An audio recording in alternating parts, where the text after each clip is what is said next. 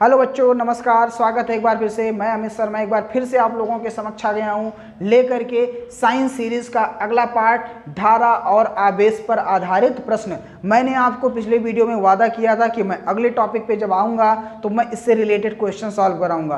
तो आज की सीरीज को शुरू करने से पहले मैं बता दूँ, जो भी बच्चे आज नए जुड़े हैं प्लीज़ आप इससे पहला वाला वीडियो प्लेलिस्ट में जाइए और देख लीजिए, क्योंकि उसके बाद का ये वीडियो है। ठीक है, तो बच्चों चैनल पे नए हैं लाइक कर दो, सब्सक्राइब कर दो। मैं मेहनत के साथ आपके साथ लगा हूं और मेरा टारगेट ये है इस बार का कि हर एक बच्चे का पेपर में 90% के एबव मार्क्स लाना है। और बच्चों मैं बता दूं कि मैथ सीरीज़ भी मैं स्टार्ट करूंगा, साइंस में पढ़ा ही रहा हूं, इंग्लिश भी मैं लेकर आऊँगा।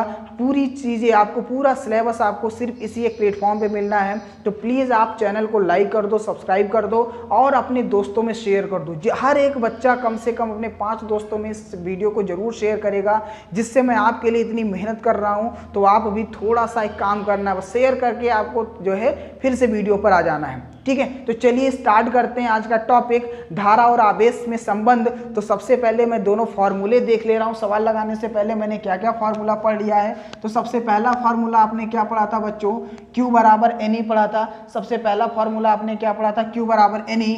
दूसरा फार्मूला आपने सब पढ़ा था I बराबर Q अपॉन T, और मैंने इन दोनों को मिलाकर के एक नया फार्मूला आपको बना दिया था I बराबर NE अपॉन T। क्यों? क्योंकि Q बराबर क्या है आपका? NE है, तो इस Q की जगह पे मैंने क्या कर दिया? NE को रिप्लेस कर दिया। तो कह सकते हो कि 3 फार्मूला आपने पढ़ा हुआ है और इन तीनों फार्मूलों पे आप सवाल लगाने वाले हैं। और गारंटी करते हैं कि आज के बाद ये ऐसा सवाल आपको मिलेगा तो आप छोड़ोगे नहीं। ये मेरा वादा है तुमसे, ये मेरा वादा रहा है तुमसे कि ऐसा सवाल मिलेगा तो आज के बाद आप छोड़ोगे नहीं।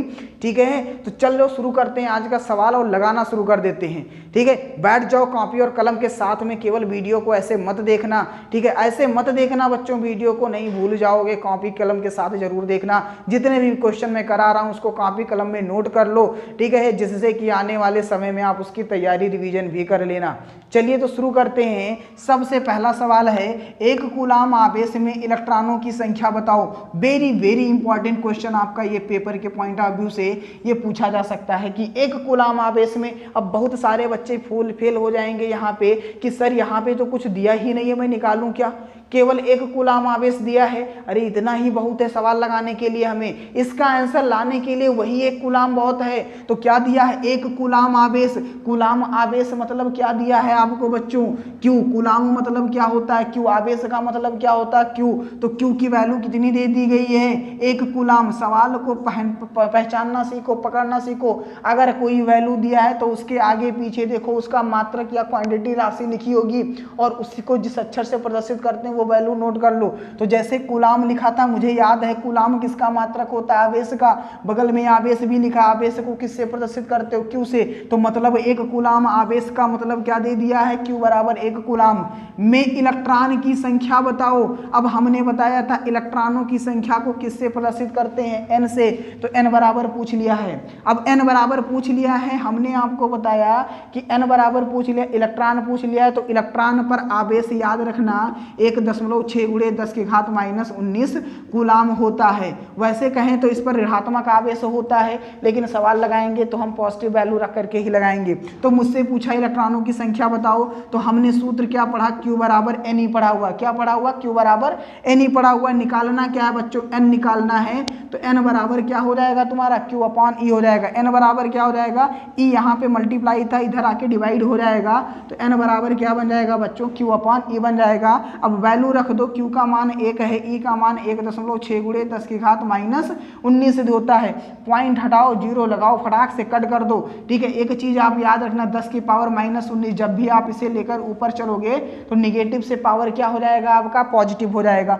यहाँ से पॉइंट हटा के आपने जीरो लगा लिया। अब देखो भैया सीधी सी बात है, 2 से काट दो, 2 8 16, 2 5 10 कट गया। अब 8 को 5 से भाग देना नहीं होगा, छोटा है तो दशमलव लगाओगे। जैसे दशमलव लगाओगे तो यहाँ पे जीरो बढ़ जाएगा, 8 6 48 हो गया, 2 बचा 10 20 हो जाएगा, 8 दूनी 16, 4 20 40, 8 पंचे 40, तो कह सकते हो 0.625 गुणे 10 की घात 19। इसे आप ऐसे भी लिख सकते हो, अगर हम पॉइंट को यहाँ शिफ्ट कर दें तो 6.25 गुणे 10 की घात, जब पॉइंट को एक अंक इधर ले जाएंगे, जब पॉइंट को हम लेफ्ट टू राइट चलते हैं तो जितने प्लेस चलते हैं पावर में उतनी प्लस हो जाएगी। अगर पॉइंट को राइट टू लेफ्ट लेकर आ रहे हो, अगर पॉइंट को राइट टू लेफ्ट लेकर आ रहे हो तो जितने प्लेस आओगे पावर निगेटिव हो जाएगी। अगर लेफ्ट टू राइट चल रहे हो तो पावर क्या हो जाएगी आपकी, पॉजिटिव हो जाएगी बच्चों, ठीक है। सॉरी, अगर लेफ्ट टू राइट चल रहे हो तो पावर निगेटिव हो जाएगी, लेफ्ट टू राइट आ रहे हो तो पावर पॉजिटिव हो जाएगी, याद रखना, ठीक है। मैं इसका एग्जांपल बता दूं, जैसे मान लो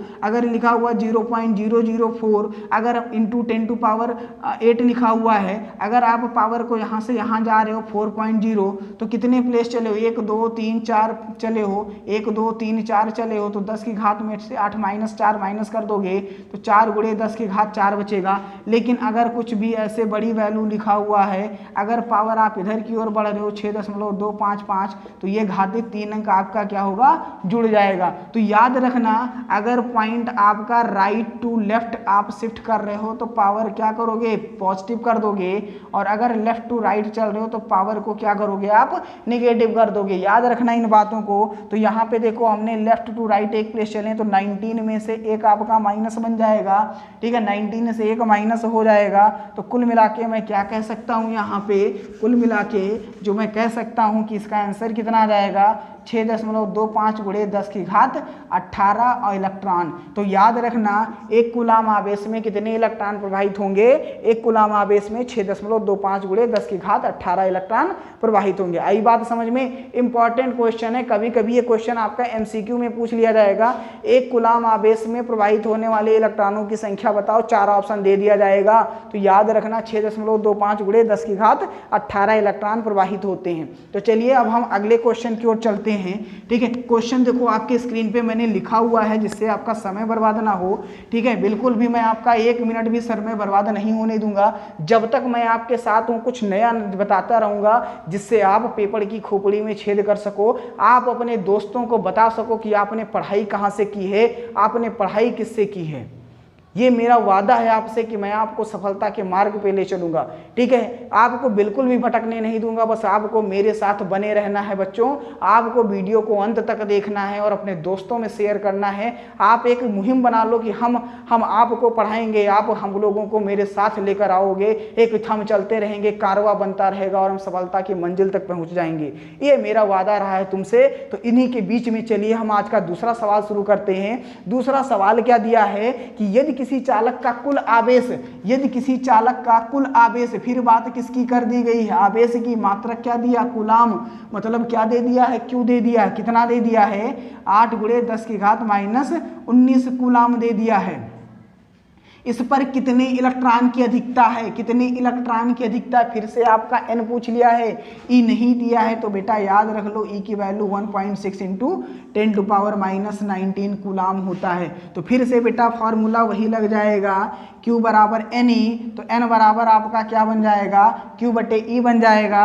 Q का मान रख दो 8 गुणे 10 की घात -19 और E का मान रख दो 1.6 गुणे 10 की घात -19। ये तो सवाल बहुत ईजी है, 10 की घात -19, 10 की घात -19 का खेला खत्म हो गया, इनका खेला खत्म हो गया। तो बचा क्या आपके पास, 8 पॉइंट हटाओ, 0 लगाओ, पॉइंट हटाओ, 0 लगाओ, 16 एकम 16, 16 पंचे 80, N बराबर कितना आ गया, 5। तो आप कह सकते हो कि इस पर कितने इलेक्ट्रॉन की अधिकता है, 5 इलेक्ट्रॉन का। अपना पंजा खोल लो, मतलब 5 इलेक्ट्रॉन की अधिकता है। आई बात समझ में बच्चों। तो इस हमने कहा ना, एक भी क्वेश्चन आप छोड़ोगे नहीं, जी भर के लगाओगे, ठीक है। तो चलिए बढ़ते हैं अगले क्वेश्चन की ओर और देखते हैं कितना डिफिकल्ट क्वेश्चन और कैसे चुटकियों में सॉल्व करते हैं। ओके बच्चों, तो नेक्स्ट क्वेश्चन आपके सामने स्क्रीन पे क्या आ गया कि एक बिंदु A से बिंदु B की ओर 10 की घात 8 इलेक्ट्रॉन 10 की घात -4 सेकंड में प्रवाहित होते हैं। तो कितनी विद्युत धारा किस दिशा में प्रवाहित होगी। याद रखना, मैंने आपको दिशा बताया था कि इलेक्ट्रॉनों की दिशा आवेशों के प्रवाह की दिशा के विपरीत होती है। एक ट्रेन A से जाएगी तो दूसरी ट्रेन B से जाएगी, एक दूसरे के विपरीत होगी धारा और इलेक्ट्रॉनों की दिशा। याद कर लेना इस बात को। तो चलिए देखते हैं बेटा क्वेश्चन क्या होगा। कह दिया बिंदु A है, बिंदु B है, दो बिंदु दिया दिया है बिंदु ए से बिंदु बी की ओर 10 की घात 8 इलेक्ट्रॉन प्रवाहित होते हैं। ठीक है, तो इलेक्ट्रॉन दे दिया है, इलेक्ट्रॉन का मतलब क्या दे दिया है, n दे दिया है। कितने इलेक्ट्रॉन हैं, 10 की घात 8 इलेक्ट्रॉन हैं। कितने इलेक्ट्रॉन हैं, 10 की घात 8 इलेक्ट्रॉन। सो क्या हो जाएगा, देख लो n बराबर आपका 8 इलेक्ट्रॉन हो गया। क्या दिया हुआ था कि 10 की घात 8 इलेक्ट्रॉन जा रहे हैं, कितने सेकंड में जा रहे हैं, 10 की घात -4 सेकंड में जा रहे हैं। तो कहा गया प्रवाहित धारा का मान ज्ञात करो। बहुत बढ़िया सवाल आपको मिल गया। धारा का मान क्या होगा, तो आप जानते हो धारा I बराबर क्या होता है, Q/T। अब आप कहोगे सर जी Q/T, T का मान तो पता है बट Q का मान नहीं पता है। Q का मान नहीं पता है, लेकिन हमने आपको बताया था Q बराबर क्या होगा, Q बराबर Ne होगा। याद है ना, Q बराबर Ne होगा। और Q नहीं दिया है तो यहाँ पे एक और फॉर्मूला मैंने बताया था, I बराबर क्या होगा आपका, Ne/T होगा। I बराबर क्या होगा, Ne/T होगा। N का मान कितना दिया है, 10 की घात 8। E का मान कहोगे सर जी नहीं दिया, तो मैंने कहा याद रख लो 1.6 गुणे 10 की घात -19 होता है बटे T कितना दिया है, 10 की घात -4 दिया है। तो 10 की घात -4 दिया है, 10 की घात -4 को आप ऊपर ले आओगे तो क्या बन जाएगा बच्चों, देख लो यहाँ पे 1.6 आपका यहाँ पे आ जाएगा और इसके बाद 10 की घात -19 -4 ऊपर आके +4 हो जाएगा और ये +8 ऐसे रहेगा। तो हल कर लो बच्चों, तो 1.6 गुणे 10 की घात 19 और 8 4 12, तो 19 में से 12 घटा लोगे तो क्या बन जाएगा, -7। और आपको धारा निकालना था तो धारा का मात्रक क्या बन जाएगा, एम्पियर बन जाएगा। तो आपका आंसर कितना आ जाएगा, 1.67 गुणे 10 की घात -7 एम्पियर की धारा प्रवाहित होगी।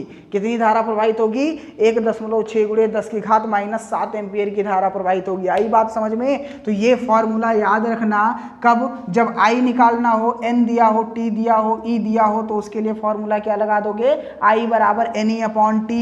और अगर Q और T दिया है तो I बराबर क्या लगा दोगे, Q/T। तो हमने कहा ना कुछ भी छूटेगा नहीं, सब करके आप आओगे। तो अब कम निकल आया, लेकिन क्वेश्चन में एक नई बात कह दी कि किस दिशा में प्रवाहित होगी। तो जो क्या चीज, धारा किस दिशा में प्रवाहित होगी। अगर इलेक्ट्रॉन बिंदु ए से बी की ओर जा रहे हैं, अगर इलेक्ट्रॉनों की दिशा आपका ए से बी की ओर है तो धारा की दिशा क्या हो जाएगी मेरे प्यारे बच्चे, B/A हो जाएगी। धारा की दिशा क्या हो जाएगी, B/A हो जाएगा, B/A हो जाएगा। तो आप क्या कह सकते हो कि 1.6 गुणे 10 की घात -7 एम्पियर की धारा B से A की ओर प्रवाहित होगी। आई बात समझ में। हमने सवाल आपने कर लिया, हमने आपसे वादा किया था कि मैं सब कुछ कराऊंगा, कुछ भी छूटेगा नहीं। चलिए अगले क्वेश्चन की ओर बढ़ चलते हैं। अगला क्वेश्चन आपको क्या दिया है, एक विद्युत चालक में 10 एम्पियर दे दिया। फटाक से लिख लो I बराबर 10 एम्पियर। जैसे आपको सवाल पढ़िए, जैसे कुछ नया मिल जाए तुरंत लिख लिया करिए। 10 एम्पियर की धारा बह रही है प्रति सेकंड। क्या लिखा हुआ, प्रति सेकंड। प्रति सेकंड का मतलब कितना हुआ, 1 सेकंड। T बराबर कितना हो गया, 1 सेकंड। बहने वाले इलेक्ट्रॉनों की संख्या N बराबर निकालो। फिर मिल गया I/N/T का रिलेशन। तो I बराबर क्या होता है, Ne/T होता है। I बराबर क्या होता है, Ne/T होता है। N का मान आपको निकालना है, यहाँ पे N का मान निकालना है तो Ne बराबर क्या बन जाएगा, IT बन जाएगा। अगर IT बन जाएगा तो N बराबर बन जाएगा IT/E बन जाएगा। तो सबसे पहले जिस वैल्यू को निकालना हुआ उसको आप लेफ्ट साइड कर लो, बाकी सभी को राइट साइड कर लो। ओके, तो अब वैल्यू निकल आया, मान रख दो। N बराबर I का मान कितना दिया है, 10 दिया है। T का मान 1 दिया है, E का मान नहीं दिया है। तो मेरे प्यारे बच्चे मैंने आपको बताया है E का मान आप याद रखोगे 1.6 गुणे 10 की घात -19 कूलाम होता है। याद कर लो, इतना सवाल लगवाएंगे याद हो जाएगा। तुम चाह कर के भी अगर नहीं याद करना चाहते हो तो मैं ज़बरदस्ती याद करवा दूंगा। मैं तुमको ज़बरदस्ती आगे तक लेकर चलूंगा, ये मेरा वादा है। मैं तुमको खींच कर ले चलूंगा, बस आप मेरा साथ मत छोड़ना, मेरा हाथ पकड़े रहना, ठीक है। मैं सफलता की कुंजियों तक आपको जरूर पहुंचाऊंगा। आपका 90% नंबर जितने बच्चे मेरे हैं सबका आएगा। फिजिक्स, साइंस, मैथ से कुछ भी नहीं छूटेगा, ये मेरा वादा रहा है तुमसे, ठीक है। बस आपको वीडियो को अंत तक देखना है, दोस्तों में शेयर करना है, आपको भी मेरा सपोर्ट करना है, मैं पूरा आपका सपोर्ट करूंगा, ठीक है। हर एक बच्चा आज से वादा कर लो कि हम हर दिन 5 बच्चों तक ये वीडियो आपका सर जरूर पहुंचाएंगे। और जो भी आपको दिक्कत हो मेरे व्हाट्सएप नंबर में आपको लिंक में दे दूंगा, आप मुझसे डायरेक्ट आप मिलिए, आप बात करिए, जो भी टॉपिक पर आप कहोगे मैं आपको वीडियो बना के दूंगा। ठीक है, तो चलिए सवाल लगा लेते हैं। आप कैलकुलेशन कर लो। 10 × 1 कितना हो जाएगा 10, 1.6 × 10 की घात -19, पॉइंट हटा दो 0 लग जाएगा। 16 एकम 16, 16 छक्का 96 कट गया, दशमलव लगा दो, 4 बज गया 40, 16 दूना 32, 8 40 और 16 पंचे 80, -19 को ऊपर लिए चलो तो 6.5 गुणे -19 ऊपर जाके +19 बन जाएगा। कहने का मतलब आंसर कितना आ जाएगा आपका 6.25 गुणे 10 की घात 19। क्या निकालना था? n, मतलब इतने इलेक्ट्रॉन जो है वो जो है इसमें बह रहे हैं। आई बात समझ में? तो ये था आपका बच्चा धारा और आवेश पर आधारित प्रश्न, जिसको मैंने करा दिया है। अगले क्लास में जो हम आपके सामने आएंगे तो जो डिस्कस करेंगे वो ये डिस्कस करेंगे कि विद्युत विभव क्या होता है, विभवांतर क्या होता है, सूत्र क्या होगा, मात्रक क्या होगा, नापेंगे किसके, और इसके बाद एक बहुत ही बड़ा फॉर्मूला पढ़ेंगे, ओम का नियम। ओम बाबा को याद करेंगे, ओम का नियम पढ़ेंगे, ओम की धज्जियां उड़ा देंगे। और इसके बाद में ओम का नियम पढ़ने के बाद में विद्युत प्रतिरोध पढ़ेंगे। प्रतिरोध को प्रभावित करने वाले कारक कौन कौन से होते हैं, कौन कौन से कारक प्रतिरोध को प्रभावित करते हैं, कब धारा अधिक होगा, कब प्रतिरोध कम होगा, ये सारी चीज चुटकियों पर आपके होंगी। प्रतिरोध को खत्म करने के बाद में हम यहीं पे विशिष्ट प्रतिरोध पढ़ लेंगे, स्पेसिफिक रेजिस्टेंस पढ़ लेंगे। विशिष्ट प्रतिरोध के बाद में प्रतिरोधों का संयोजन पढ़ लेंगे, समांतर क्रम संयोजन और श्रेणी क्रम संयोजन। किस तरीके से आपके घरों में वायरिंग होती है, वायरिंग कैसे की जाती है, कैसा कनेक्शन होगा, फ्यूज तार क्या होता है, फ्यूज तार किसका बना होता है, ये सारी बातें डिस्कस करेंगे। बस आप हमारे साथ वीडियो में बने रहिएगा। हर चैनल को सब्सक्राइब कर लो, बेल आइकन को प्रेस कर लो, जिससे जो भी वीडियो मैं अपलोड करूं तुरंत आप तक पहुंचे। फटाक से आप देख लीजिए, बस 15-20 मिनट निकाल के आप हमें मौका दे दीजिए। मैं वादा करता हूं आपका भविष्य संवर जाएगा। तो ठीक है बच्चों, इसी वादे के साथ मैं कहता हूं कि अगले वीडियो में मिलूंगा और फिर से नया तूफान लेकर के आऊंगा और आपको उस तूफान से बचाऊंगा भी और पूरी दुनिया को तूफान से उड़ा दूंगा। चलते हैं, बाय बाय, टेक केयर, ध्यान रखना अपना, घर पे रहिए, स्वस्थ रहिए, व्यस्त रहिए, मस्त रहिए। कोरोना का समय चल रहा है, घर पे रहिए, घर पे फ्री में आपको मैं पढ़ा रहा हूँ। बस आपको मेरा वादा पूरा करना है, आपको 5 बच्चों को वीडियो शेयर करना है और आपको वीडियो को अंत तक देखना है। नोट्स कॉपी जरूर बनाना। अगर आपको इसका PDF नोट्स चाहिए तो बताना, मैं आपको इसका PDF भी प्रोवाइड कर दूंगा। ओके बच्चे, तो ध्यान रखना अपना, बाय बाय, टेक केयर, जय हिंद।